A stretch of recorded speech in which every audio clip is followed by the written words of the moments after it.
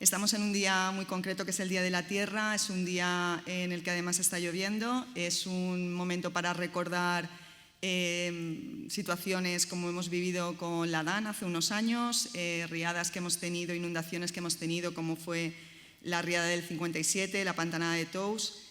La ciudad parece que invade zonas donde el transcurso del agua busca su sitio natural.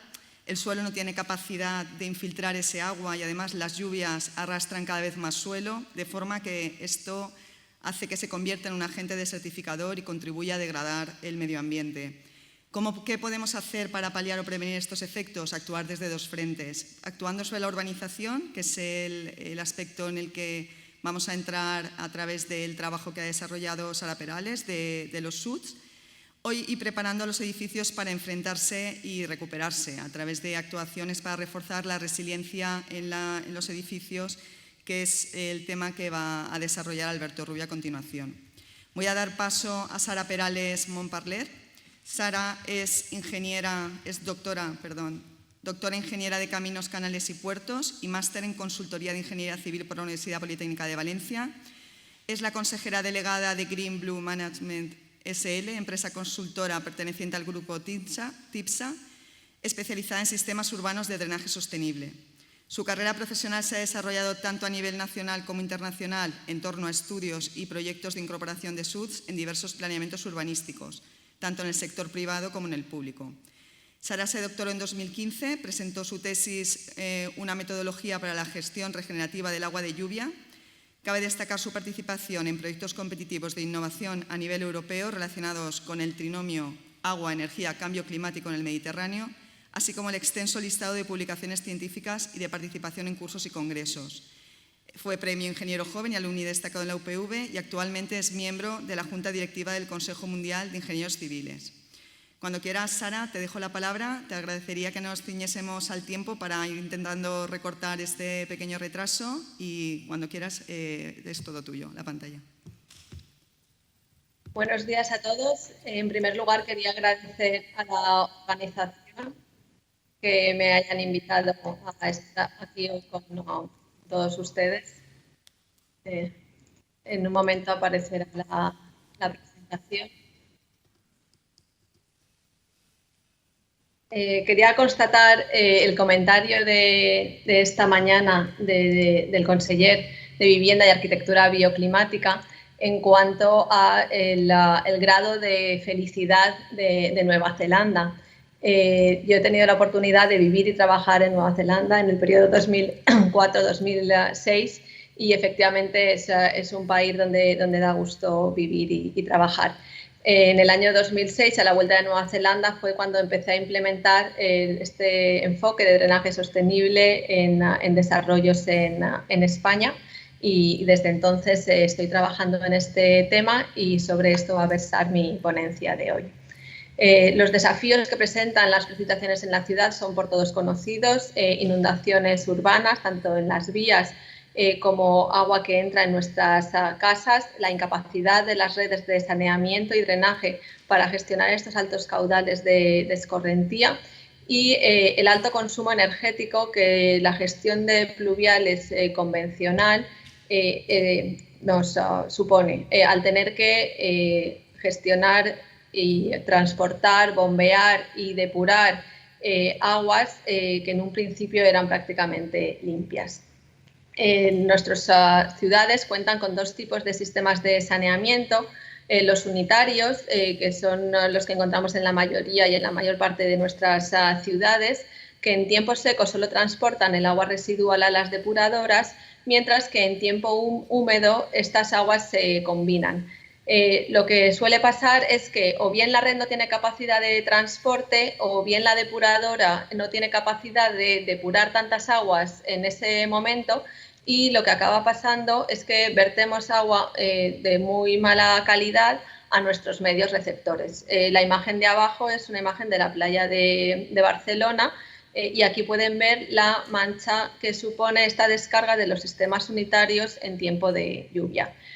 Durante muchos años se ha hablado de que el agua de lluvia si es un sistema separativo, que no se mezcla el agua residual con la de lluvia, son aguas blancas, pero claramente no es así.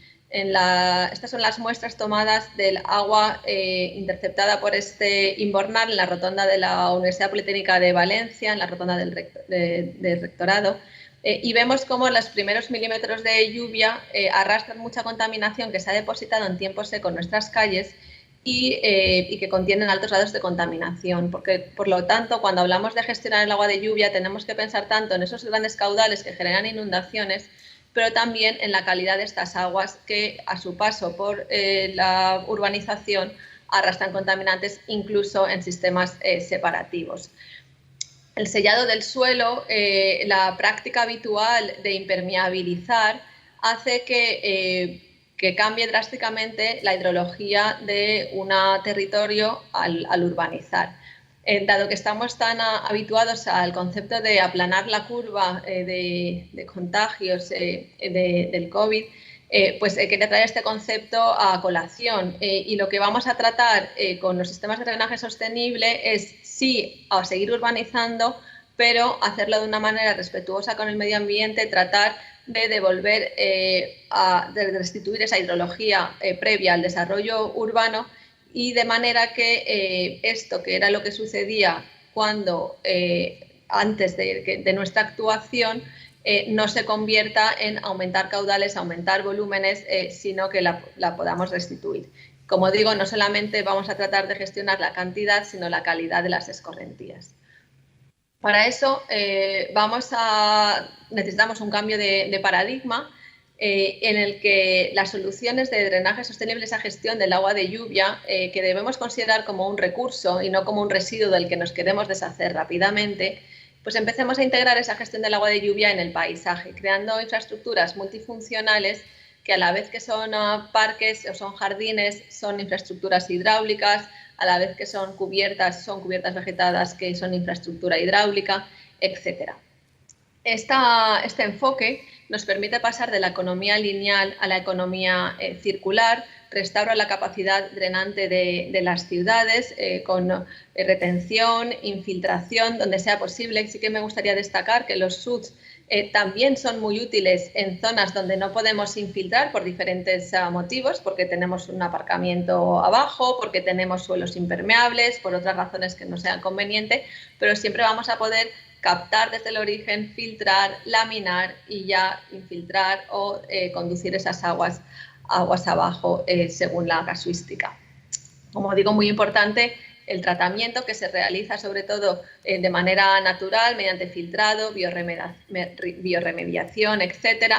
Y el cierre del ciclo del agua mediante sensibilización, eficiencia, monitorizar cómo están funcionando esas medidas, que nos va a dar un apoyo muy fuerte cuando queramos convencer a otros de este cambio de paradigma, y sobre todo también contemplar el aprovechamiento de esas aguas en origen como agua para usos que no requieran la calidad del agua potable. Podríamos utilizar esta definición de los sistemas de drenaje sostenible como una estrategia de mitigación y adaptación, sobre todo al cambio climático en el entorno urbano, que nos ayudan a gestionar tanto los riesgos de inundación como los de sequía, y que pues ayudan a poder alcanzar muchos de los objetivos de desarrollo sostenible, no solamente estos tres, pero que sí que son los más destacables. ¿De qué estamos hablando? Pues estamos hablando de cubiertas vegetadas, zanjas de infiltración, parterres, jardines de lluvia. Son zonas ajardinadas, deprimidas, que son capaces de captar, almacenar y tratar esas escorrentías. Dependiendo del origen de esas escorrentías, el agua estará más limpia de tejados o más sucia de viales, y necesitaremos mayor o menor tratamiento de las mismas. Ese tratamiento puede ser, por ejemplo, el aumentar el medio filtrante por el que ha de discurrir la escorrentía antes de o bien infiltrarlas al terreno o dirigirlas al siguiente elemento de gestión. También pueden ser infraestructuras enterradas, como estos depósitos reticulares, o el transporte también se puede dar en superficie utilizando cubiertas vegetadas. En muchos casos necesitaríamos seguir utilizando superficies duras por las que transitar, y para eso también contamos con pavimentos permeables, que no solamente tienen la característica de poder captar y filtrar las escorrentías, sino que la subbase suele ser una subbase granular, con huecos que pueden ser ocupados por el agua sin que pierda la capacidad portante y que nos da una capacidad de laminación en origen muy importante. Hay otras técnicas como franjas filtrantes o medidas que tienen una lámina permanente de agua, como son los estanques de retención o los humedales artificiales. Y eso significa un cambio de paradigma. ¿Y por qué es un cambio de paradigma? Es un cambio de paradigma porque en lugar de verter las aguas de las zonas verdes a la zona impermeable, captarlas como un residuo del que nos queremos deshacer rápidamente y ya de manera enterrada llevarlas hasta el medio receptor, lo que hacemos es que las zonas impermeables drenen hacia las zonas permeables, que allí se capten, se traten, se laminen y las podamos verter al medio receptor laminadas y con una calidad aceptable.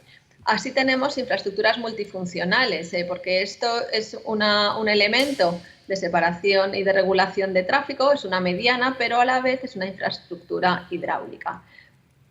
Por ejemplo, también podemos utilizar grandes parques deprimidos, que son zonas de recreo en tiempo seco, pero con gran capacidad de almacenamiento y laminación en tiempo de lluvia y que son multifuncionales y en lugar de solamente estar operativas en tiempos de lluvia, como son los grandes depósitos de tormentas, que seguirán siendo necesarios en ciertas ocasiones y porque la ciudad ya está construida, pero no son la única alternativa y debemos de combinarlos con estos sistemas de drenaje sostenible multifuncionales. Y además es un cambio de paradigma porque no solamente pensamos en el agua y en el coste de construcción, sino que tenemos en cuenta otros muchos factores como esa calidad del agua, ese efecto al medio ambiente, el interés social, el que las infraestructuras sirvan para muchas cosas, la calidad del aire, la energía que es necesaria para su gestión, etc. Este enfoque viene apoyado desde hace ya muchos años a nivel internacional. La ONU estableció el año 2018 como el año de las soluciones basadas en la naturaleza, en la que los SUDS se integran, y también Europa viene apuntando en esta dirección desde hace muchos años. En España, el Real Decreto de 1290 del 2012 ya apuntaba a la necesidad de plantear medidas que limiten la aportación de agua de lluvia a los colectores, tratar de que el agua de lluvia no llegue a esa red de saneamiento, sino que se gestione allí donde cae en la medida de lo posible. Y el Real Decreto 638 de 2016 también apunta a que las nuevas urbanizaciones, polígonos industriales y desarrollos urbanísticos en general introduzcan, y aquí ya es importante el verbo deberán, ya lo hace obligatorio, la introducción de esos sistemas de drenaje sostenible para no incrementar el riesgo de inundación aguas abajo. Aquí en la Comunidad Valenciana hemos sido también pioneros en el fomento de estas infraestructuras. La revisión del Patricoba, que se hizo en el 2015, ya incorporaba la necesidad de fomentar estos sistemas en el diseño de la infraestructura verde e instaba a los municipios también a fomentar su empleo. Y en la propia memoria del Patricoba aparece como ejemplo medidas que implementamos en este caso en Xàtiva, también en Benaguasil, del que ahora os hablaré, como ejemplo de SUDS y para demostrar que también funcionan estas medidas en el Mediterráneo. La Confederación Hidrográfica del Júcar, en su página web, ya muestra también la necesidad de laminar las avenidas y no afectar a los cauces receptores, utilizando, entre otras medidas, los sistemas de drenaje sostenible. Y les Corts, en 2017, también instaron tanto al Consell como a las entidades locales, incluso al Gobierno de España, a promover e incorporar estas medidas de prevención relacionadas con los sistemas de drenaje sostenible.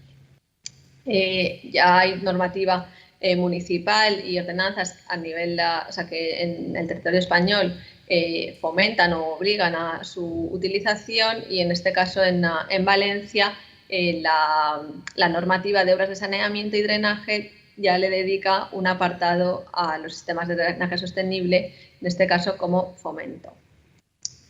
Os quería hablar muy brevemente del exitoso proceso de transición del municipio de Benaguasil, que muchos de vosotros conoceréis, un municipio de 11.500 habitantes a 30 kilómetros hacia el interior de la ciudad de Valencia, con el que hemos trabajado en varios proyectos europeos. Empezamos con el SUFRI en el 2009, Aquaval en el 2010, E2 Stormed en el 2013, que nos ha permitido crear grupos de trabajo, implementar con actores tanto a nivel local como regional, tanto públicos como privados, que nos ha permitido construir y monitorizar sistemas de drenaje sostenible, como esta cubierta vegetal en el centro de día de Benaguasil o este jardín de lluvia en la zona industrial, todos ellos con cartelería para educar y para concienciar a la ciudadanía, que hemos podido monitorizar, constatando tanto no solamente las ventajas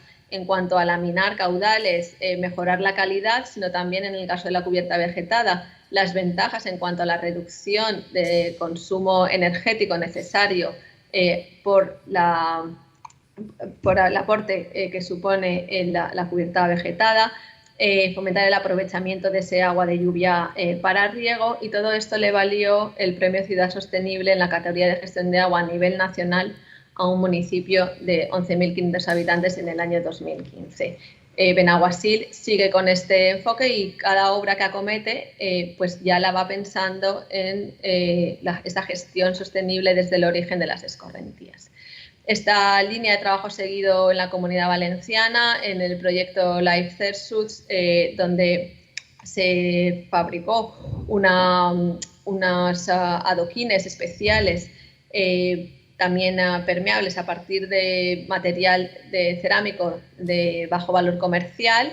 Se ha implementado, se ha construido esta calle en Torre de San Vicente, en Benicàssim, y se ha constatado también la reducción de escorrentía y la buena calidad de agua en la calle que se ha implementado. Aquí veis alguna fotografía. Y os quería hablar también de algunos otros ejemplos, por ejemplo en la ciudad de Barcelona, donde vengo trabajando desde el año 2006, un par de ejemplos del barrio de Bon Pastor, donde este es el concepto de gestión de agua pluvial del arquitecto Roberto Soto del Instituto Municipal de Urbanismo, la anterior Bagursa, en el que ya concibe esos espacios para integrar esa gestión del agua de lluvia. Y es muy importante hacer esa conceptualización desde el principio del diseño.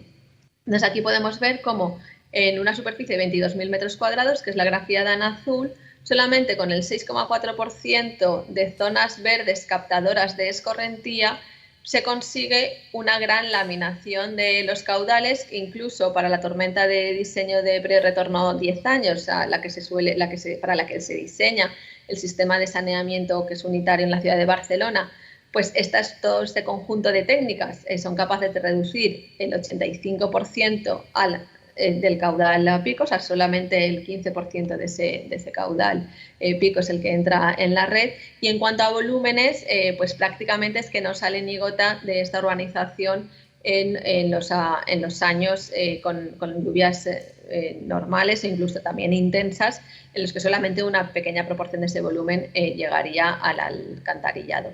Y estamos hablando, pues eso, de zonas vegetadas deprimidas, zonas de pavimento permeable que filtran las primeras escorrentías de la calzada antes de utilizar estas zonas de bioretención para su posterior infiltración del agua ya tratada en el acuífero.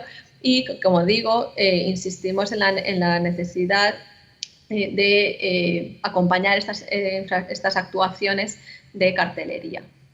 Una de las actuaciones más recientes en las que hemos estado implicados es la de la transformación de la calle Cristóbal de Moura, que también se hace con este concepto integrador de la gestión de pluvial y que pues, nos da en imágenes y resultados tan sugerentes como este.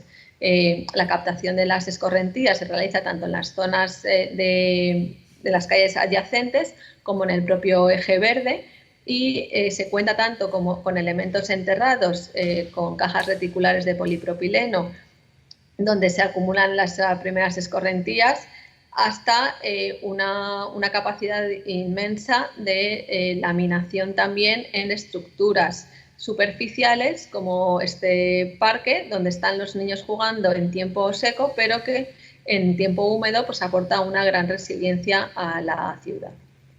Estas son algunas de las fotos de SFG Verde, fotografías de la construcción de este depósito enterrado de cajas reticulares y una imagen de uno de los captadores en Viario, una zona de biorretención, donde la primera escorrentía se queda en el propio jardín, se filtra y se infiltra, y solamente el rebose es conducido a través de ya conductos enterrados hacia estos depósitos sobre los cuales están estas zonas de laminación superficiales. Además, todo esto viene acompañado con otros elementos de sostenibilidad, como puede ser el fomento del uso de la bicicleta, recarga de coches, de vehículos eléctricos o la organización de eventos para los ciudadanos.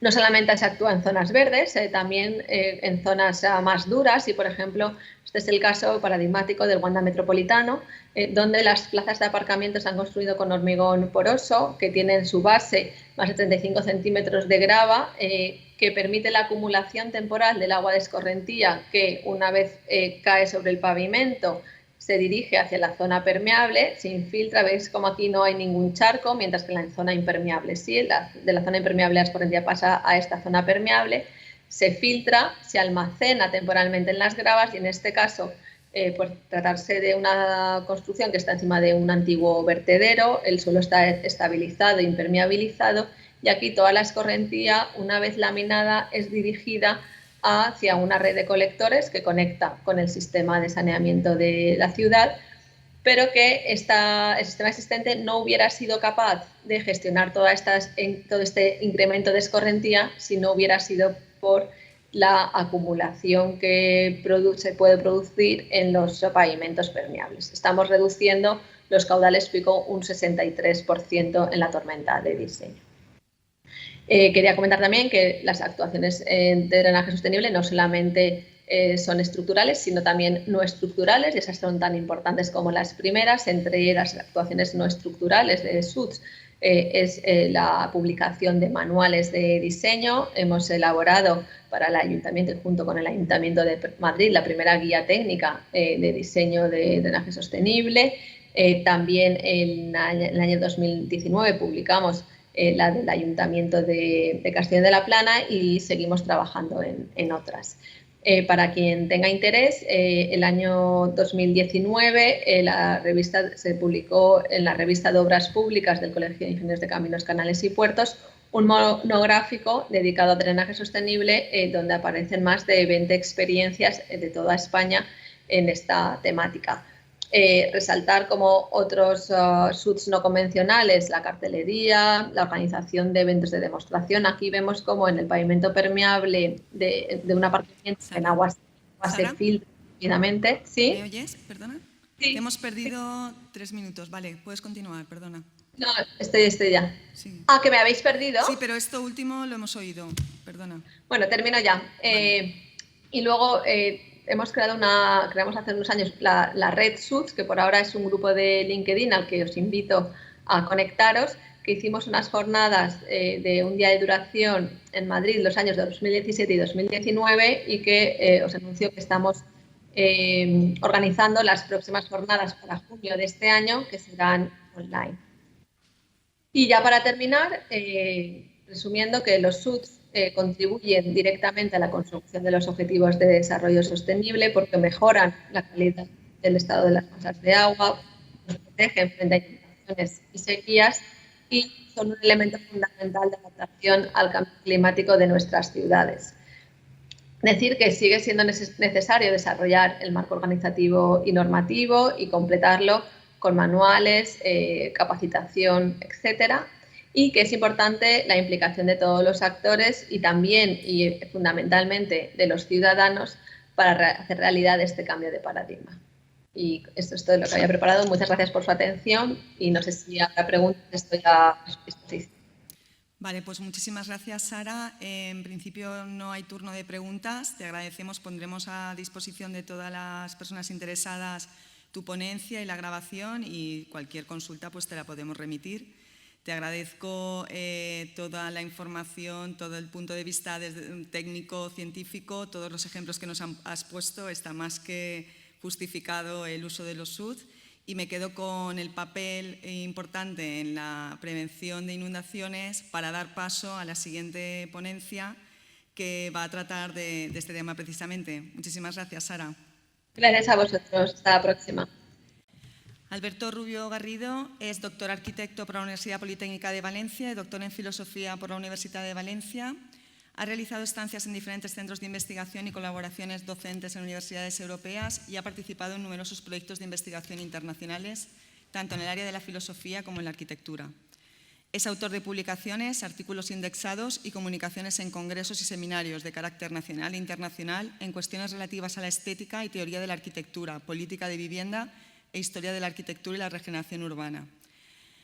Hasta 2020 ha formado parte del equipo técnico del Instituto Valenciano de Edificación, ha sido compañero nuestro, esperamos recuperarlo en breve, momento en el que pasó a asumir la Dirección General de Calidad, Rehabilitación y Eficiencia Energética en la Generalitat Valenciana, cargo que ocupa actualmente. Cuando quieras. Muchísimas gracias, Mar. Para mí la verdad es que no solamente es un placer estar hoy aquí, sino un honor. Y he de confesaros que me siento un poco ruborizado por el contexto en el que me veo obligado a hablar. Precedentes como la ponencia que acabamos de escuchar, o las que en bloques anteriores han podido proporcionarnos pues, personas del Instituto Valenciano de Edificación que están aquí presentes, pues hacen que mi intervención aquí tenga que partir desde el inicio en el reconocimiento de mi posición humilde al respecto. Y echando mano un poco, ¿no?, del baúl de los recuerdos, me gustaría arrancar, ¿no?, esta ponencia que, como bien decía Mar Alonso, va a versar sobre mecanismos que nos permitan reforzar la resiliencia de los edificios, principalmente residenciales, frente a inundaciones. Me gustaría iniciar, decía, con una pequeña digresión, algo de lo que por lo general soy bastante aficionado. Porque es verdad que hoy celebramos el Día de la Madre Tierra, y es especialmente pertinente hoy, como bien señalaba en el arranque Mar, el que estemos hablando en el Día de la Madre Tierra del agua. En un sentido freudiano podríamos decir que si la Madre Tierra es la que nos acoge, en ese sentido maternal de lo sólido, tenemos que entenderla en su reverso también de ese padre colérico que puede llegar a ser el agua. Y lo cierto es que, por desgracia, en la Comunidad Valenciana pues somos muy conscientes de qué consecuencias puede tener esa cólera paternal respecto de lo acogedor de la tierra. Estas son imágenes capturadas un día después de las inundaciones que asolaron la Vega Baja en el otoño del 2019, que, como bien sabéis, tuvo consecuencias drásticas para la edificación residencial. Esto es lo que arrancó una campaña sin precedentes, liderada por el Instituto Valenciano de Edificación, de diagnóstico de la situación en la que se encontraba este parque construido de toda la Vega Baja, y de ahí se pudo extraer una información valiosísima, que es principalmente la fuente de la que se ha nutrido esto que a continuación quería presentaros. El hecho de hablar de tierra y mar, a mí la verdad es que me lleva a recordar un librito al que le tengo mucho cariño, que recomiendo, y más en este contexto, un texto escrito por Carl Schmitt que se llama precisamente Tierra y Mar. En este texto él apunta a una característica esencial de las culturas históricas occidentales respecto de la relación entre la tierra y el mar. y señala que hemos de ser conscientes que nuestras culturas de alguna manera se han constituido como narcisos que se miran en las aguas y adquieren en ese reflejo su mejor imagen. La idea de Carl Schmitt vendría a ser la de que las grandes culturas occidentales se han constituido idiosincrásicamente en su relación desde la tierra hacia el mar. Este sería el caso de las culturas mesopotámicas, las culturas egipcias, las culturas asiáticas, chinas, ¿no?, de los ríos amarillo, azul, que de alguna manera han visto cómo constituirse como cultura en ese pasar del agua de los ríos. Estas son las culturas que él llama culturas potámicas, que sería, digamos, el gran primer hito de esta historia de las culturas que nos plantea Carl Schmitt. Estas culturas dieron paso ya en un tiempo mucho más cercano a lo que considera las culturas talásicas, relatadas en las grandes epopeyas de Homero o de Virgilio.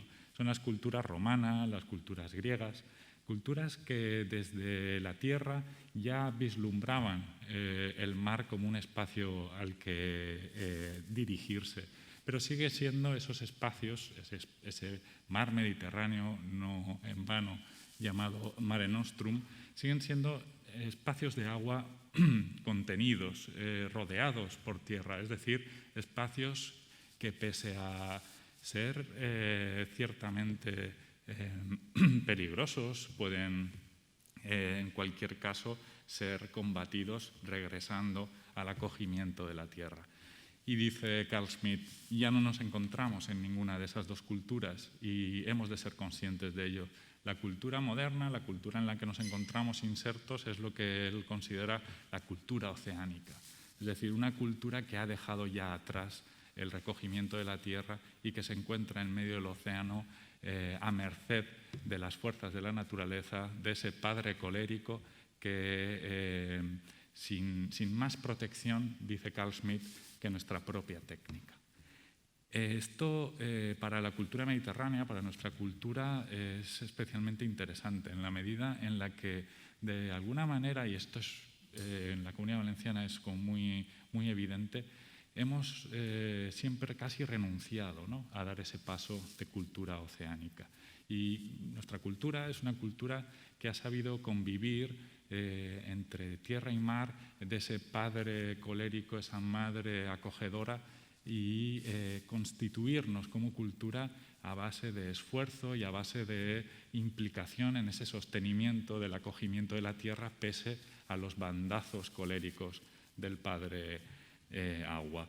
La idea que de alguna manera trasciende de toda esta digresión con la que quería empezar es que hemos de reivindicar esa cultura mediterránea que nos sigue constituyendo, sabernos como poseedores de herramientas propias que nos pueden permitir combatir desde un sentido histórico y cultural esa cólera paterna desde el retraimiento de la madre tierra y saber que esas técnicas ancestrales que hemos sabido durante siglos desarrollar pueden en gran medida proporcionarnos herramientas para la mejora de la resiliencia frente a inundaciones, que no es otra cosa que el convivir armonioso con lo que inevitablemente va a ocurrir. La ponencia que me ha precedido me ha parecido en extremo interesante y la verdad es que cuando la escuchaba regresaba a estas reflexiones de Carl Schmitt en un sentido muy concreto. Es verdad que estamos inevitablemente en una cultura moderna que ya es oceánica y que la técnica tiene que estar muy presente y estar en el primer plano. Pero es también cierto, y en la ponencia se ha visto con claridad, que son técnicas extraordinariamente sofisticadas, quizá con materiales de última generación, con sistemas extraordinariamente ambiciosos, que esto sí, de alguna manera, nos invitan a pensar que son momentos anteriores a nuestra propia cultura moderna los que nos tienen que dar las claves para salir de este escollo. Son técnicas como los aljub, como los abancalamientos de las laderas de las colinas, como sistemas de drenaje natural en los cauces del río, los que, pese a la sofisticación de los materiales y de las técnicas que podamos emplear, nos pueden ayudar. Es decir, me parece importante señalar, y creo que tiene mucho que ver con lo que ahora mismo me dispongo a presentaros, es importante señalar esa combinación, ¿no? Ese sentido de humildad cultural que debemos recuperar de nuestra cultura mediterránea y al tiempo ser lo suficientemente abiertos y lo suficientemente astutos como para integrar en estas técnicas ancestrales la técnica sin vernos deslumbrado por ella. Esta guía, que está ya disponible en la página web del Instituto Valenciano de la Edificación, es precisamente un sistema de diagnóstico tutelado, muy sencillo, accesible para todas las personas, que pueden permitir que las personas interesadas con poquitos medios y sobre todo sin conocimientos especialistas en la materia se puedan hacer a la idea de qué tengo que hacer en mi casa para convivir de una manera más armoniosa con la cólera paterna. La idea de esta guía está plasmada en un documento que te permite navegar de una manera muy intuitiva en lo que es propiamente la página web, que es el sistema que se ha elegido para, digamos, personalizar cada una de las consultas. Esta guía, esta guía digitalizada, digamos, se asienta en dos patas. En primer lugar, consiste en un mecanismo de diagnóstico que te permite proporcionarte a ti mismo, siempre también, por supuesto, con la asistencia, llegado el caso, de técnicos especialistas, te permite, digo, establecer un grado de vulnerabilidad concreto para tu edificio de viviendas y, en un segundo término, segunda pata, te proporciona ciertas medidas que pueden resultarte especialmente eficaces de cara a mejorar la resiliencia de tu edificio. Empezamos por el principio, por el diagnóstico. ¿Qué queremos decir con calcular la vulnerabilidad de un edificio? Al clicar en este punto se despliegan cuatro índices. El primero de ellos te invita a señalar tres posibilidades referentes al nivel máximo de agua esperado. Estos datos se pueden consultar, por ejemplo, en el Patricova o en el mismo Instituto Cartográfico. Está así señalado, de manera que es toda información perfectamente accesible. Como veréis, a lo largo de esta presentación hemos hecho una especie de demo en un caso teórico y vamos señalando en cada uno de los puntos una de las posibilidades al azar para que de alguna manera podamos ver cuál es el resultado. Este caso, pues, se considera que el nivel máximo de agua esperado es de 80 centímetros.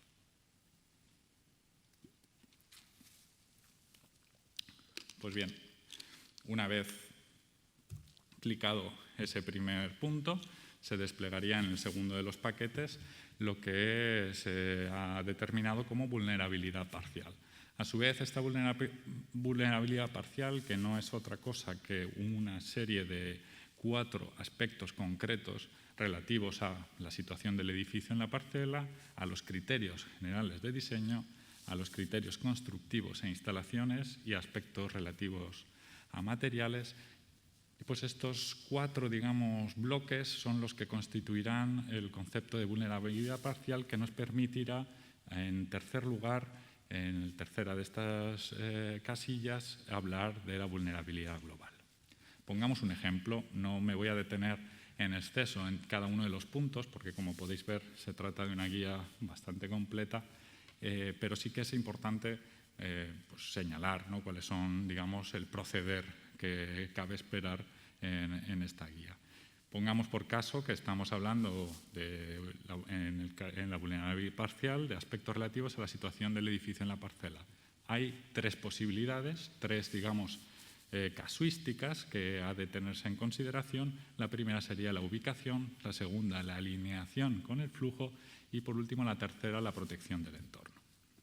En lo que respecta a la ubicación, se establecen, y este es el sistema que se va a reproducir en toda la guía, como veis, algo muy intuitivo, con estos dibujos que casi con un golpe de vista puedes hacerte a la idea, ¿no?, de qué se trata concretamente. Se establecen 3 grados de vulnerabilidades respecto de la ubicación: la vulnerabilidad baja, media y alta. Esto depende, evidentemente, en este caso, de cuál es la posición de este edificio de vivienda respecto de su entorno. Podría ser el caso, vulnerabilidad baja, que es el que hemos señalado, de una edificación que se encuentra sobreelevada respecto a su entorno en una altura mínima que se ha fijado de 1,2 metros. Sería el caso la de la vulnerabilidad media de una edificación que se encuentra en un entorno plano o con una pendiente no muy pronunciada, y en cambio la vulnerabilidad alta, como podéis ver en el último de los dibujos, pues se trataría de un edificio que se ve en un entorno con unas pendientes de más de un 20%. Bueno, como decíamos, en este caso, ubicación, hemos señalado la vulnerabilidad baja como las condiciones del entorno de este edificio modelo que hemos seleccionado. Esto proseguiría con cuestiones relativas a la alineación con el flujo de agua.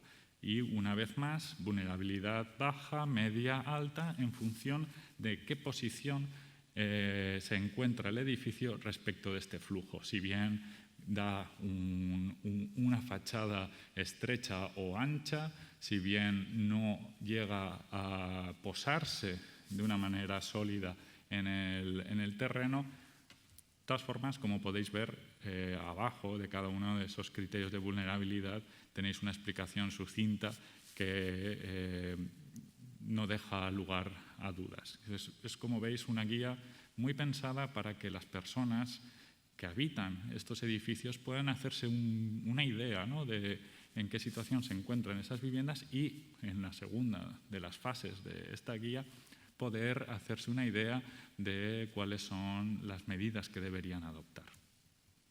En cuanto a la protección del entorno, que sería el tercero de estos apartados, una vez más se reproduce la idea de vulnerabilidad baja, media y alta. En este caso hemos elegido la vulnerabilidad media, es decir, aquella en la que el edificio, pese a ser una zona inundable, la edificación se encuentra al mismo nivel que su entorno o incluso algo deprimida. Este mecanismo, que hemos visto con un poquito más de detenimiento en los aspectos relativos a la situación del edificio en la parcela, se podría extender a aquellos, como por ejemplo ahora, relativos a los criterios generales de diseño. En este caso habría, una vez más, 3 ítems a tener en consideración. Sería, en primer lugar, la elevación de la edificación; segundo lugar, las aberturas de la edificación; tercer lugar, la organización y distribución. Como os decía, no me detendré, dado que esta documentación es gratuita, está disponible online, y sí que os invito a que naveguéis, porque es incluso como muy agradable, ¿no?, a nivel gráfico, muy intuitivo, para poder tener, pues, una idea de cómo podría funcionar todo esto. Y una vez más se repiten este mecanismo con una estructura muy sencilla e intuitiva respecto a los criterios relativos a aspectos constructivos e instalaciones. Sería el caso también de aspectos relativos a materiales. Y de todo esto, una vez vayamos clicando, ¿no?, cada una de estas vulnerabilidades respecto a cada uno de los ítems, se nos despliega esta tabla. En esta tabla, como veis, es una tabla síntesis en la que se recuperan todas las categorías que se han ido abordando una a una en las páginas anteriores, de las que se extrae el nivel, la puntuación de la vulnerabilidad parcial que se ha ido señalando.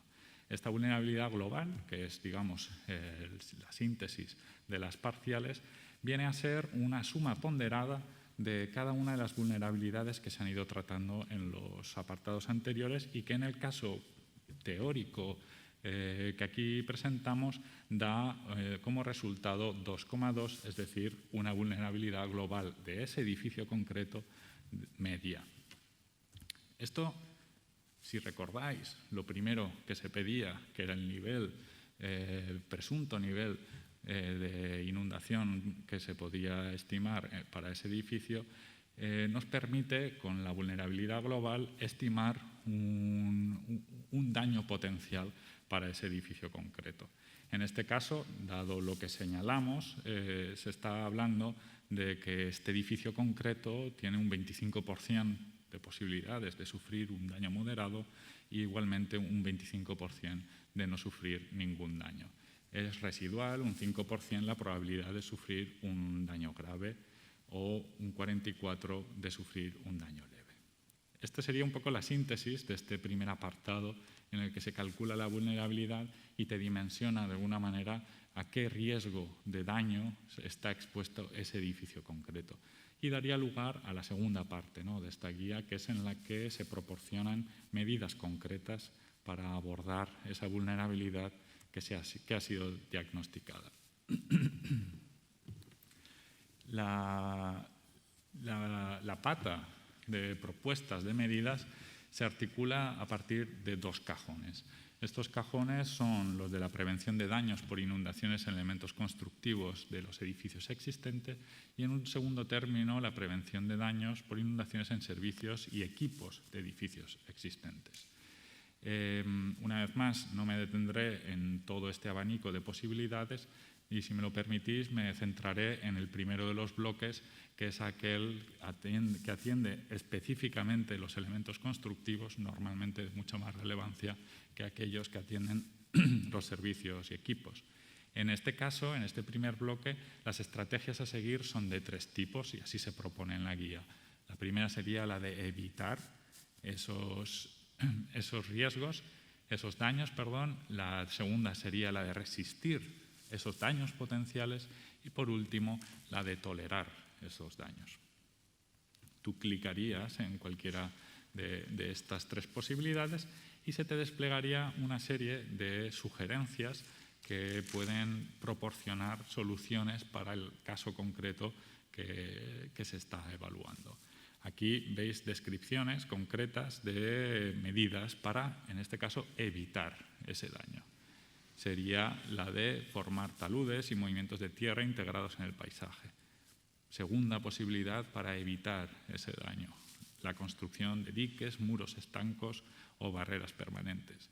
Tercera medida, la construcción de barreras anti-inundación temporales. En lo que se respecta a resistir, pues en este caso se abre un abanico de 6 posibilidades. La primera de ellas sería la de la impermeabilización de fachadas, la segunda la de impermeabilización de suelos, impermeabilización de muros de sótano, la protección de huecos existentes mediante escudos, la sustitución de huecos existentes, sistemas antirretorno y, por último, el bloque de tolerar vendría a señalarnos 5 posibilidades. Es el uso de materiales resistentes al agua, la posibilidad de incorporar drenajes de planta baja o sótano, la organización espacial y la distribución conveniente de cara a las posibles inundaciones o la referente a intervenciones en los sótanos o semisótanos de los edificios. Estas posibilidades, en el caso de los elementos constructivos, señalan, y esto me permite un poco regresar a la digresión del inicio, señalan estrategias que creo tienen mucho que ver con nuestra cultura y que vienen a decirnos que no es algo viable el riesgo de inundaciones y que de lo que se trata, máxime en casos como, por ejemplo, la Vega Baja, es decir, un terreno densamente poblado en su inmensa mayoría inundable, viene a decirnos esta guía y viene a sugerirnos y a tutelarnos y a indicarnos posibilidades de cara a aprender a convivir de una manera mucho más sostenible y mucho más amable con este riesgo cierto y recurrente de inundaciones. Sin más, sí que me gustaría cerrar mi intervención señalando una vez más la conveniencia quizá de navegar, ¿no?, por esta guía que presenta tantas posibilidades, que se cierra, por ejemplo, con esta tabla, ¿no?, en la que se especifican todos los elementos que se han ido señalando como posibles mecanismos, ¿no?, de contención de los daños provocados por estas inundaciones. Sí que quería cerrar esta intervención invitándoos a navegar directamente en la página web, porque existe también un pequeño motor de cálculo que permite, con la base de datos de la construcción del Instituto Valenciano de Edificación, hacerse una idea de cuál debería ser el nivel de inversión que supondría el incorporar estas medidas concretas que sugiere la guía para mejorar la resiliencia de tu edificio concreto de viviendas de cara a las inundaciones. Así que, sin más, yo me despido y agradezco una vez más la oportunidad de haber estado aquí y con ganas de escuchar las siguientes ponencias. Muchas gracias.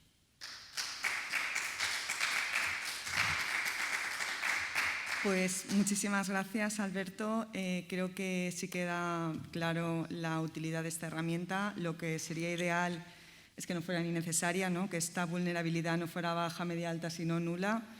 Es verdad que hay urbanizaciones que han ocupado el cauce natural de los flujos de agua, y a esto es lo que tenemos que intentar, pues, atenuar un poco los daños que puedan ocasionar.